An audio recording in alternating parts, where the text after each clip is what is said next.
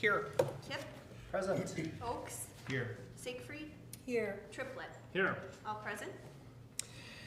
Next on the agenda is approval of the minutes. Is there any discussion of the July 22nd, 2019 regular meeting minutes? All right, if not, is there a motion to approve? Anyone? I would motion to approve the meeting minutes from July 22nd. I second. All those in favor? Aye. Aye. All those opposed? Motion carries. Next on the agenda, we are considering an application submitted by Andersen Corporation for a variance from impervious coverage requirements for a parking lot and stormwater improvement project at 100 4th Avenue North. Sarah, please present the details of the application. Thank you, Commissioner Kelly. The Andersen Corporation campus is zoned industrial and guided for industrial use by the comprehensive plan. The proposed project involves resurfacing 2 existing gravel parking areas with new bituminous surface and installing 2 rain gardens to infiltrate stormwater runoff. Because Andersen Corporation was developed prior to the adoption of the city's zoning code, much of the plant does not meet current standards, especially in regard to lot coverage requirements. Excuse me. For this reason, Andersen is requesting a variance to allow flexibility with impervious coverage to facilitate the project. As depicted in red outlining on this map on the screen, the project involves a north area located adjacent to Point Road and a south area located adjacent to the public boat launch on 4th Avenue North. The north parking area consists of approximately 1.4 acres and will be converted from gravel to bituminous surface, and the remainder will be converted to a vegetated green space to decrease overall impervious surface and reduce stormwater runoff. The net decrease, or the net, I guess, will be 1.3 acres of total impervious, which is a reduction. The south parking area consists of 1.7 acres, and that will also be converted from gravel to bituminous. And they are adding an additional 150 square feet to expand a drive lane and improve just overall traffic circulation. 2 rain gardens will be constructed near the south parking area adjacent to the St. Croix River, resulting in a total reduction of 0.2 acres of impervious for the overall project. State statute dictates that a variance should only be permitted by the Planning Commission when in harmony with the general purpose and intent of the ordinance, consistent with the comprehensive plan, and practical difficulties prevent compliance with the zoning ordinance. In this specific case, staff feels the intent is to use the property in a reasonable manner not permitted by the zoning ordinance. There are circumstances unique to the property, and that the variance will not alter the character of the site. Excuse me. As proposed, the parking lot improvements will not substantially alter the appearance of the site and actually result in an increased compliance with the current city code, which requires off-street parking areas to be surfaced with asphalt or concrete. The rain gardens will also help to enhance treatment of stormwater runoff, which is a positive improvement over the existing conditions. At this time, I'd like to call on City Engineer John Parotti to review his comments. I would like to note that staff is recommending approval of the application. We did notice tonight's public hearing in the Stillwater Gazette and notified property owners within 500 feet. The city did not receive any public comment. Following City Engineer Parotti's comments and any statements from the applicant, staff would be happy to take questions from the Planning Commission before the hearing. John? Good evening, members of the Commission. I think Sarah did a nice job of recapping and kind of summarizing the application. I don't have a ton to add here. My memo is in your packet. I'd be happy to answer any questions, but if I could start just by characterizing our review as being, most of the comments are should I say, housekeeping matters in the plans rather than, there are no showstopper concerns, there are no red flags in our review. The things that we've picked up in our review have more to do with just better understanding the parking layout as it relates to in-place lighting facilities, for instance, making sure that the plans are showing the correct amount of detail and that sort of thing. So having said that, one thing I just would like to add, just by way of background, everybody has different level of understanding of stormwater and why paving a gravel surface can be a stormwater improvement. But for those, just to fill in the blanks for anybody who might be wondering, both gravel surfaces and paved surfaces are generally considered impervious for stormwater infiltration. In other words, they both pretty much prohibit all infiltration through to the ground below. And that's because gravel surfaces are pretty typically compacted pretty tight, and the materials that are used to construct gravel surfaces contain a lot of fine sediment, fines in it that pack tight, and then that water just tends to shed off in a rain event. Also, because I mentioned that there is fine sediment in gravel surface, that can get picked off the surface as the rainwater runs off and carries that sediment then downstream, if you will. It'll get deposited into green spaces, into waterways, and things of that nature, into storm sewer if it reaches a storm sewer pipe and then goes directly out to the receiving water. So when a parking lot is or a street is converted from gravel surface to asphalt, for instance, as is in this instance, it is considered a stormwater improvement because we're basically sealing off that fine sediment. We're preventing that from getting picked up in the stormwater. We haven't had any kind of a negative impact as far as the impervious surface coverage goes, because the project is virtually square foot for square foot comparable, both in its post and pre-condition. So it's a win, if you will, when it comes to stormwater quality. In addition to that, the applicants are proposing a couple of infiltration basins, which also enhance stormwater treatment. So from that's kind of a quick summary of some of the questions that I've had in the past over, why is going from gravel to asphalt a good thing. The other thing that I'll just mention by way of introduction, and then if need be, the applicant can go into a little more detail here.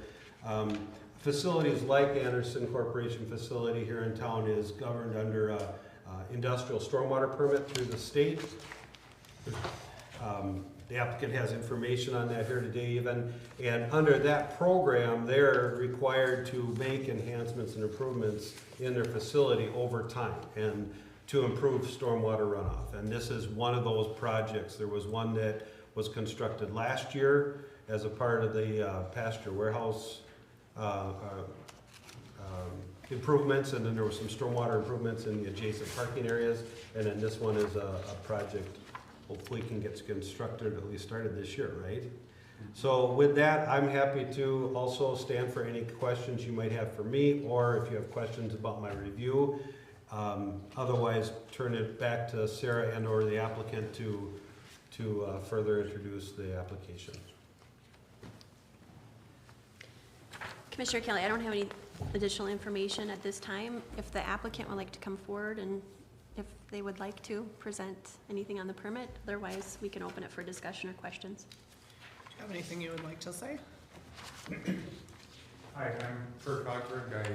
I'm an environmental manager at Andersen, and Andersen has a industrial stormwater permit, which requires us to basically manage the stormwater that falls on our site and minimize any impact of any runoff from that. So as John mentioned, last year we did or actually 2 years ago, we did a infiltration basin, which was up on the north end of our facility, which captures a fair amount of rainwater. It holds on to it and lets it infiltrate into the ground as opposed to running off. What we're planning on doing this year, this project started out as a pavement replacement project. So we have an area of pavement in our south parking lot that was slated to be replaced, and we're looking to expand that and pave over a gravel area as well. So we have one area in our south lot, and then we also have one area up on the northeast side of the plant.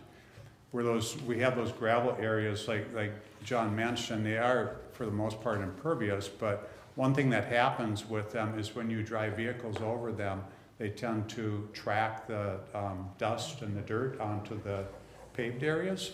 And when they do that, that has a potential to create more runoff from the site. So what we're proposing to do is basically cap them with an asphalt surface to eliminate that tracking of material back and forth. It also gives the employees a safer type of walkway to walk on. They're walking through a gravel area and it rains. You track that on your shoes as well. You track that throughout the facility. So it just helps keep both the property, you know, and the buildings cleaner. So. Thank you. You're welcome. All right, I would like to open the public hearing on this application. Oh, wait, first we gotta talk about it. I'm sorry. I'm getting ahead of myself. Does anybody have any questions or comments?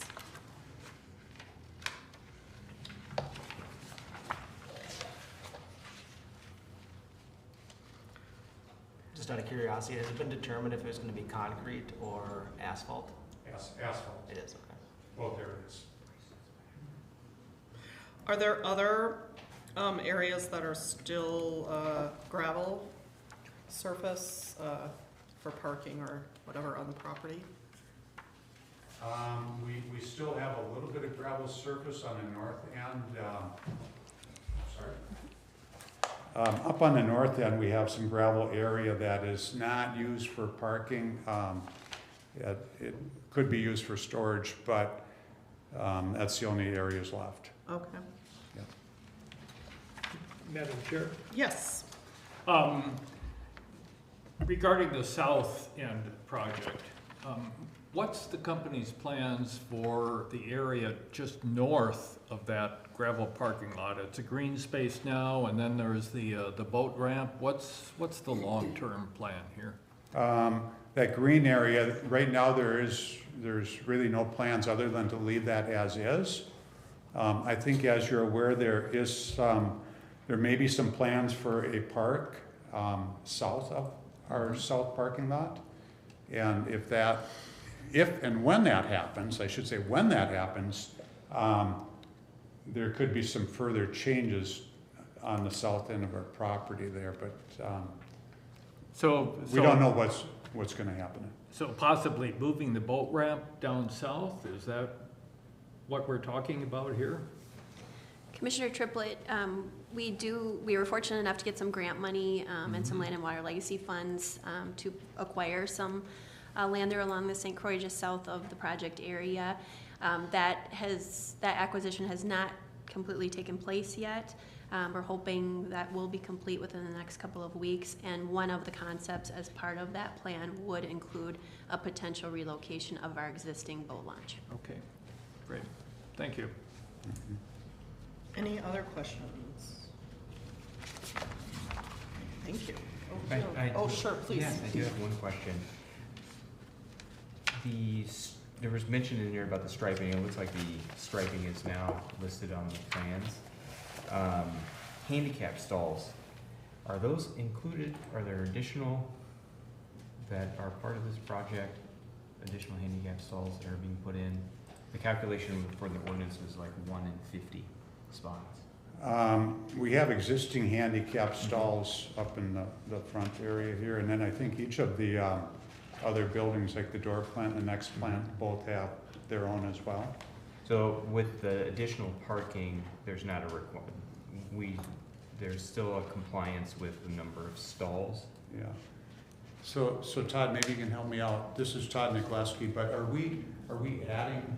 Do you know what we're adding for stalls? No, they're in the project area, the south project area. There's not currently any handicap parking spots, and that we meet the city requirement elsewhere in that parking lot. So we're not proposing to add any handicap parking spots there. All right, thank you. Commissioner Oaks, if I could just add, as a condition of approval, we do have that one handicap space per 50. So we would work with Andersen to address that requirement as part of this project. Great. Thank you. Anyone else?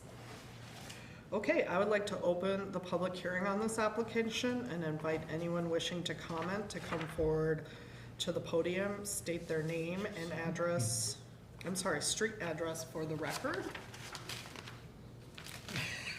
I do not see anyone who wants to comment. Do I hear a motion to close the public hearing? So moved. A second? Second. All those in favor say aye. Aye. All those opposed? Motion carries. At this time, I would like to entertain any further discussion or questions from the Planning Commission. I think this seems like it's going to be an improvement, just not having that gravel layout there that everybody sees will definitely change the look of the area, and I think improvement of stormwater drainage is always good in the river valley here. Anyone else have any comments? Okay, then I'm gonna move to recommend the city council to approve this application submitted by Andersen Corporation for a variance from the impervious coverage requirements for a parking lot and storm water improvement project at 100 4th Avenue North. Approval is subject to the findings of fact and conditions listed in the staff report presented at this meeting. Do I hear a second? I second. All those in favor? Aye. All those opposed? I need to make just a point. Oh, sure, please. Now, so we're in the middle of a vote, right? He's gonna make a point about the vote, is my understanding. Okay, Yep. okay. I'm an employee of Andersen, and so for today, I'm going to abstain from my vote. Okay, yeah. Okay, the motion still carries. Congratulations. Thank you. All right, there is no old or new business, no general information. Next item on the agenda is open forum. The open forum is a portion of the meeting for the public to ask questions or comment on the subjects related to land use that are not part of the meeting agenda. Anyone wishing to comment shall come forward to the podium, state their name and street address for the record. Does anyone wish to comment? Okay, that concludes the business of, oh, I'm sorry, Commissioner. Yeah, Sarah, what's the plan for coming months now? Do we expect a meeting next month? Commissioner Triplett, right now, we don't have any pending applications for the October meeting. We are, originally this evening, we were gonna have a second variance application, Right, and we're working through some details of that application with the DNR right now. If we can get those resolved and decide on which option the applicant is gonna proceed with, we may potentially have a late October meeting, but I will let you know in the coming week or so if that's gonna happen. Other than that, we don't have any other items scheduled.